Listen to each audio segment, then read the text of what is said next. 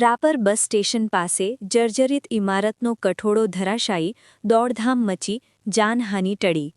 રાપર શહેરના bus station નજીક આજે સવારે આશરે 11 વાગ્યાના અરસામાં જર્જરિત ઇમારતનો ગ્રીલ લાગેલ કઠોળો અચાનક તૂટી પડતા વિસ્તારમાં અફરાતફરી મચી ગઈ હતી. સલારી નાકા તરફ જતા અતિ વ્યસ્ત માર્ગ પર આવેલી ખાનગી આંખની હોસ્પિટલની ઇમારતનો ભાગ ધરાશાયી થતાં લોકોમાં ભયનો માહોલ સર્જાયો હતો. જાહેર માર્ગ પર દિવાલનો ભાગ પડી જતા રોડ પર પાર્ક કરાયેલા અંદાજે 8થી 10 જેટલા વાહનો કાટમાળ નીચે દબાઈ ગયા હતા અને તેમને નુકસાન પહોંચ્યું હતું. સદનસીબે બનાવ સમયે ત્યાંથી કોઈ રાહદારીઓ પસાર ન થતાં જાનહાનિ ટળી ગઈ હતી. ઇમારતની નીચે આવેલી 3થી 4 દુકાનોને પણ નુકસાન થયું હતું. એક મીઠાઈની દુકાન તેમજ તેની બાજુમાં આવેલી મેડિકલ સ્ટોરમાં કાઉન્ટર ઉપર પથ્થરો પડતા માલસામાનને નુકસાન થયું હોવાનું જાણવા મળ્યું છે.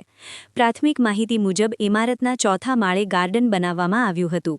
ત્યાં મોટા પ્રમાણમાં માટી, વૃક્ષો અને પાણીની અવરજવર હોવાને કારણે કઠોળા પર વધારાનો ભાર પડ્યો હોવાની શક્યતા વ્યક્ત થઈ રહી છે. લાંબા સમયથી પાણીની ભેજ અને જાળવણીના અભાવે કઠોળો નબળો પડી ગયો હોવાનું પણ અનુમાન છે. વધેલા વજન અને સતત ભેજને કારણે સ્ટ્રક્ચર કમજોર બની જતા આ દુર્ઘટના સર્જાઈ હોવાની ચર્ચા ચાલી રહી છે. બનાવની જાણ થતાં નગરપાલિકા પ્રમુખ ચાંદભાઈ ભીંડ સહિત નગરપાલિકા PGVCL અને પોલીસનો સ્ટાફ તાત્કાલિક સ્થળ પર દોડી આવ્યો હતો. વીજ વિભાગ દ્વારા સાવચેતીના ભાગરૂપે તાત્કાલિક વીજ પુરવઠો બંધ કરવામાં આવ્યો હતો.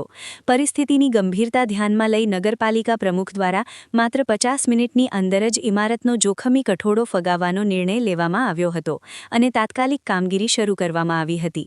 સલારી નાકા અને બસ સ્ટેશન જેવા વ્યસ્ત વિસ્તારમાં લેવામાં આવેલો આ ઝડપી નિર્ણય પ્રશંસનીય ગણાઈ રહ્યો છે.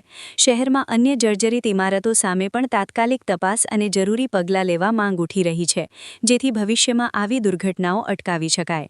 Report by Anil Thakkar, Rapar.